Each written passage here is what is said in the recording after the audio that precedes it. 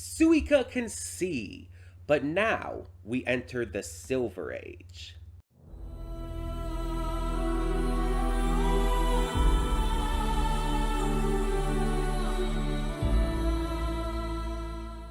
Hey everyone, welcome to Princess Gay. I'm your host Connie, and today we are here with my blind reaction to episode 12 of Dr. Stone.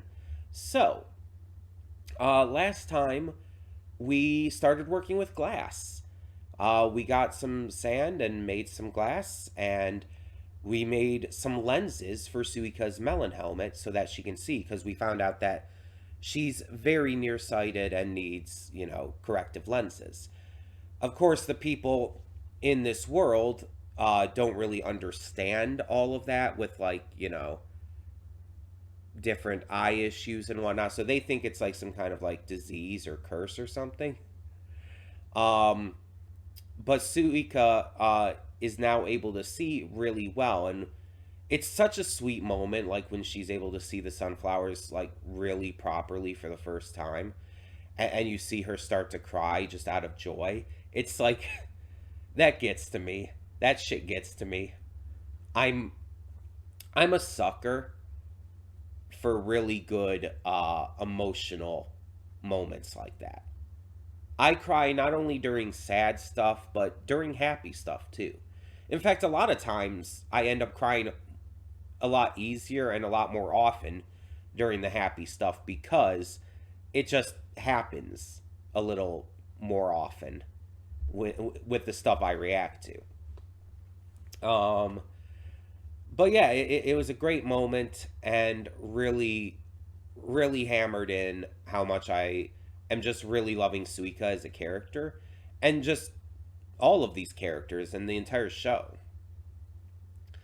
I think my favorite character is still probably Sukasa, even though we haven't like really seen him in a while. We saw like a glimpse at him a couple episodes back when Gen went to report, but we didn't really get to see anything notable with him during that episode. But I think he's still my favorite just because of the depths of his character. But Suika, I would say, is a close second right now.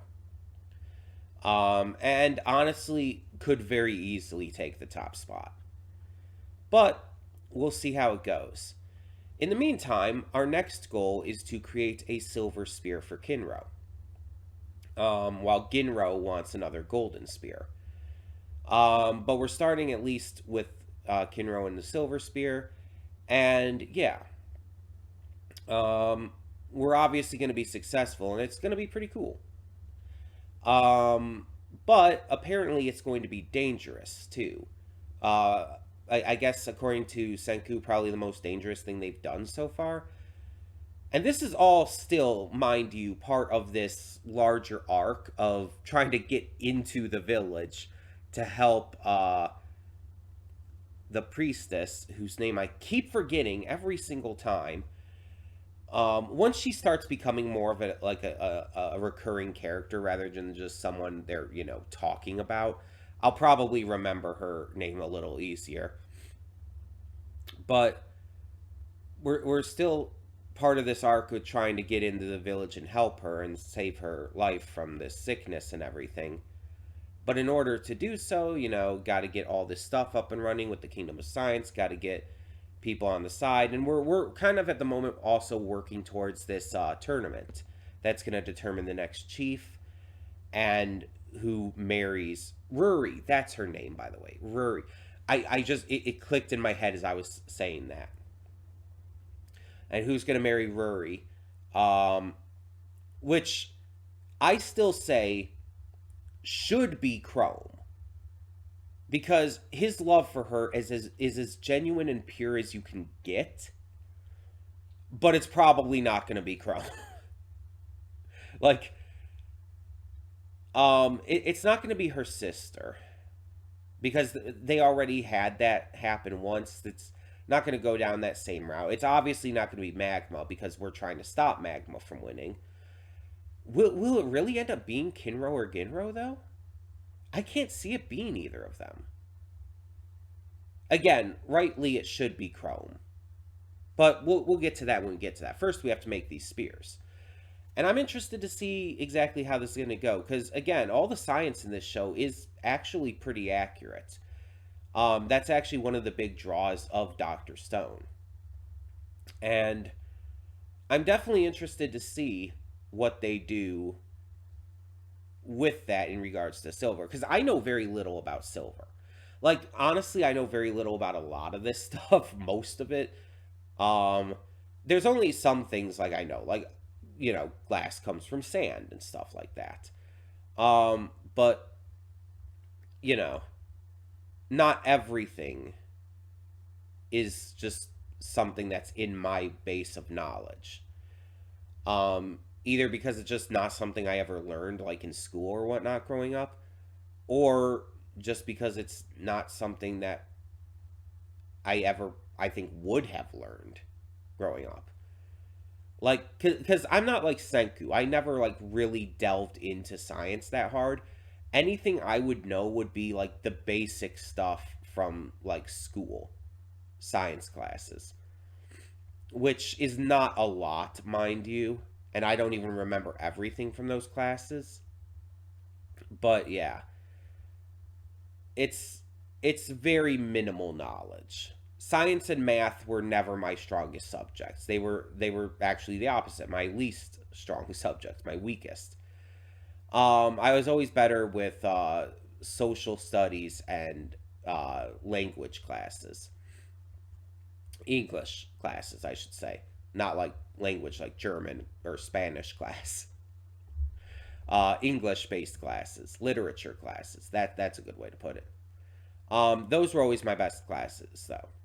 So, yeah, I'm not gonna really connect with a lot of the science stuff, but it's interesting. It's fun to hear about in this, and especially because of the way that it's presented. That's a big thing. I feel like there's a lot of people who will get more into science because of this show, and I mean, at this point, already would have because there's already what 3 seasons currently out, and the fourth season is already confirmed and is going to be apparently the last because the series is finished in the manga. So, but yeah, definitely interested to see how this all goes and why this ends up being so dangerous. But we're gonna get into it, so let's do so. When the screen fades to black, pause this redirect and go to the description below. Follow the link to the reaction, and after you watch it, come back here to the redirect and resume play. Because after fades black and then fades back in, everything from that point forward will be my afterthoughts and will contain spoilers to the episode. So, that being said, thank you so much for tuning in, and I will see you at the reaction. And we are back, and we'll begin with spoilers in 3, 2, 1, now. So, we got 3 great, emotional, powerful moments with 3 separate characters in this episode. I think that's an Academy record. We had an amazing moment with Chrome, just basically cutting through Senku's. I'm not gonna say bullshit, but Senku's decision to try and do this alone, and determining to go with him to, act as a second set of hands just in case anything happens. And him convincing Senku eventually that it is the better option. And Senku does relent and does realize how good of a person and just, which I mean, he already knew, but even more so, how good of a person and how thoughtful Chrome is. It's a great moment that really allows Chrome to shine. But we also get Kohaku really getting to shine with learning more about her and her connection with Ruri, and that she became this kind of menace on purpose in order to basically make herself unworthy of becoming the next priestess, because she fears that if she takes on that responsibility, and if Ruri believes that Kohaku is ready to become the priestess, Ruri won't feel the need to to fight on and uh, keep living. So Kohaku is becoming a menace in order to keep Ruri alive. And I think that is not only just extremely sweet because of obviously Kohaku's excessive love for her sister, um, but it shows like a certain level of self-sacrifice because Kohaku is basically stating this isn't how she normally is. She's not that kind of person. She's choosing to become this menace in order to keep her sister alive, in order to make sure that Ruri doesn't die. And this was well before like she met Senku and knew that there was a possibility to save her. So that's just an even better show of love from her, to see how much she truly cares, or to show how much she truly cares by basically making her own father hate her just for the sake of her sister's life. That's beautiful. And of course, we see Ginro face some development here too. After going through all this fear, he's made to realize, thanks to our friendly old man, that fear is not bad, that everyone experiences fear. Senku, Chrome, all of them are afraid. And fear is important. It keeps you alive, it keeps you safe, it allows you to move forward. And you have to realize that courage is not the absence of fear, but doing the right thing in spite of it. And that's what Ginro did there. He was absolutely afraid, but he went in and joined them, and he ended up saving Chrome's life. Chrome literally owes his life to Ginro. That's undeniable here. Ginro did it. And that's amazing. It's great to see that he's coming into his own and becoming a lot braver through this. It really goes to show that these characters are going to grow and develop and change, which is definitely obvious. But seeing it in action is just wonderful, because it allows it to feel more real. It's like, oh, this is happening. And I'm very interested to see where this goes now with the entire tournament and everything. Because Ginro is growing as a character. I'm sure we're going to get more of that with Kinro as well. And it's like, maybe one of them will become a lot more worthy and a lot more ready for the responsibility of leading this tribe and, marrying Ruri and everything.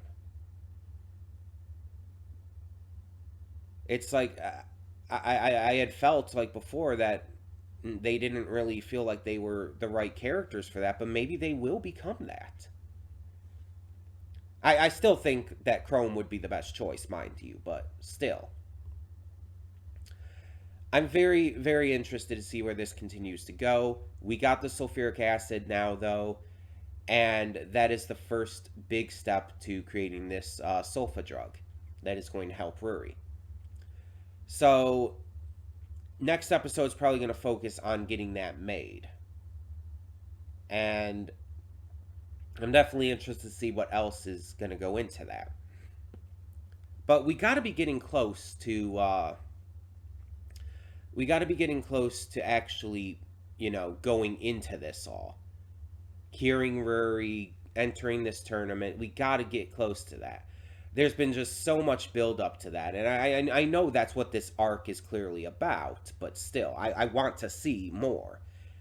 Also, we find out that Ruri, as the priestess, her biggest job is to keep circulating these ancient stories into the future, making sure that they're not lost to time and everything.